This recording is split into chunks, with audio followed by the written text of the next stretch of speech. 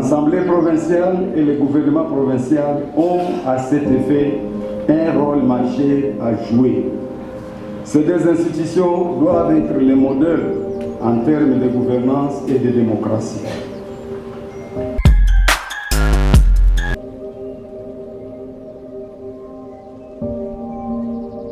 Sur le plan sécuritaire, la province du Sud Kivu continue de connaître l'activisme des groupes armés qui sèment la terreur dans presque tous les territoires.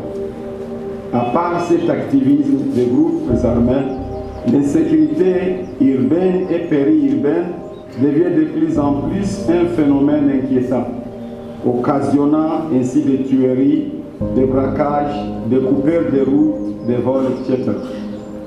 J'appelle le gouvernement provincial ainsi que toutes les autres structures étatiques qui interviennent dans les questions sécuritaires à veiller à la sécurité des personnes et de leurs biens en province. Les services de l'ordre, au-delà de s'impliquer dans la lutte contre l'insécurité, devront veiller aussi à mettre fin à la violence ou à la barbarie militaire et policière. J'en appelle aussi à la vigilance de la population du Sud Kivu de collaborer avec les services de sécurité en dénonçant les ennemis de la paix. Que le gouvernement central, appuyé par l'exécutif provincial, puisse doter nos forces de sécurité de moyens conséquents pour faire face à ces situations sécuritaires devenues récurrentes en province.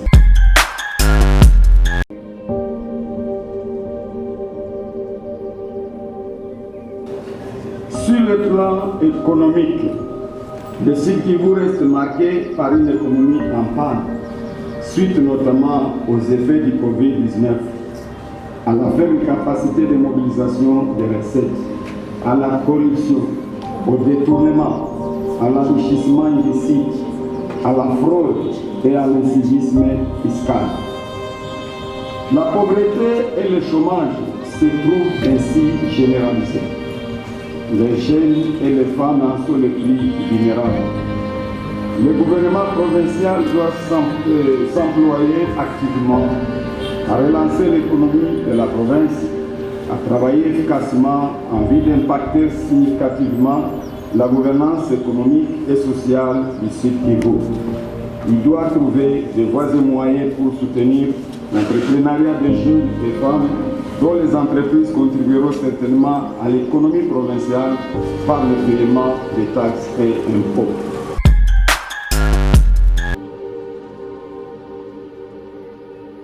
Il est à noter qu'en dehors de Covid-19, d'autres maladies continuent de tuer nos compatriotes sud-kivusiens à cause de la pauvreté et de l'accès difficile aux soins de santé.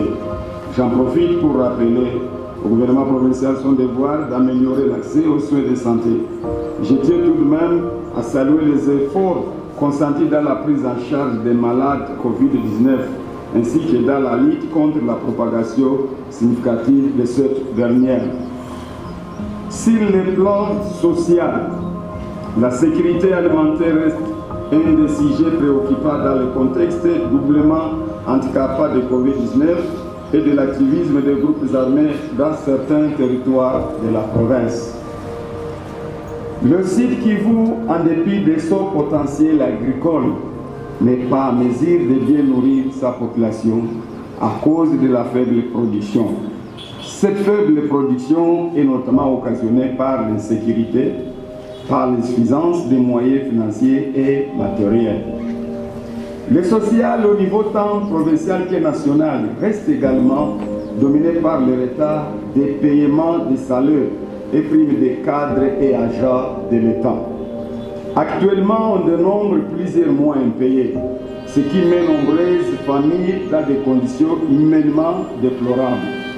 Je demande au gouvernement central de ne ménager aucun effort pour améliorer les conditions socio-professionnelles des agents et fonctionnaires de l'État et à l'exécutif provincial de fournir un effort afin d'appuyer les arriérés des travailleurs sous sa responsabilité. Il vient de rappeler que l'Assemblée provinciale compte à ce jour 13 mois impayés pour la rétrocession du gouvernement central et 3 impayés pour la dotation provinciale, ce qui paralyse le fonctionnement aussi de l'organe délibérant du circuit. Sur la même toile du social, il convient de rappeler que la crise de vie chère est en train de tétaniser nos compatriotes. Puisse le gouvernement national et provincial s'impliquer activement dans l'amélioration des conditions de vie de la population.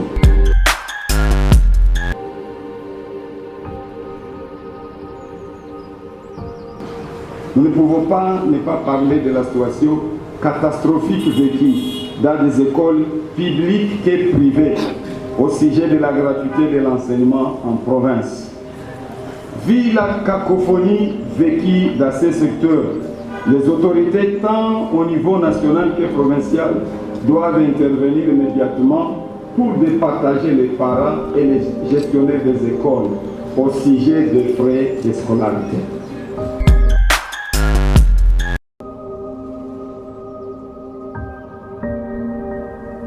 Les infrastructures. Les routes des dessertes agricoles sont dans un état de délabrement avancé partout en province.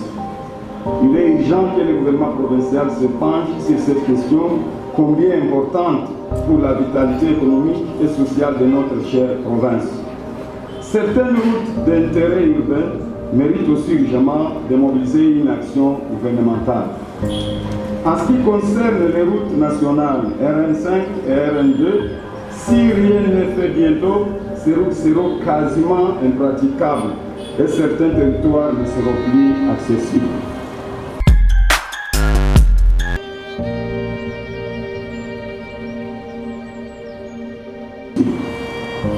Par ailleurs, en ce qui concerne les maisons, parcelles ou terrains de l'État, il est temps que les désordres cessent définitivement.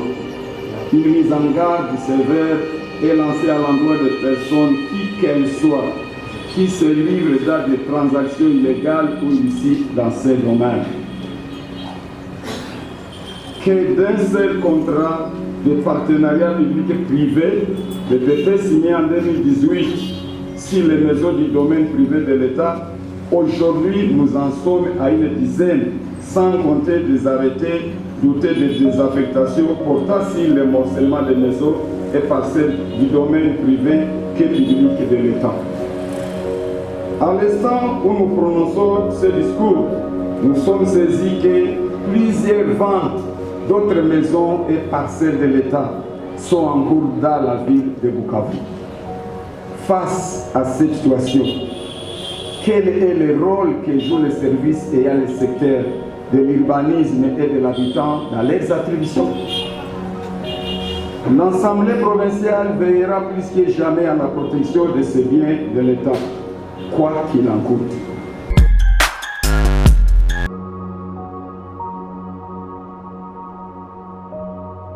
Je peux passer sous silence un constat amer sur le flou qui entoure l'attribution des marchés publics en province.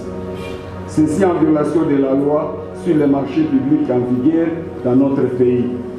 Il en est de même en ce qui concerne la désaffectation des concessions et maisons du domaine public et privé de l'État en province. Mais aussi sur l'attribution de certaines taxes d'intérêt provincial. Au vu de cette situation, une commission sera mise sur pied au cours de cette session, afin d'éclairer la lanterne de la population quant à ça.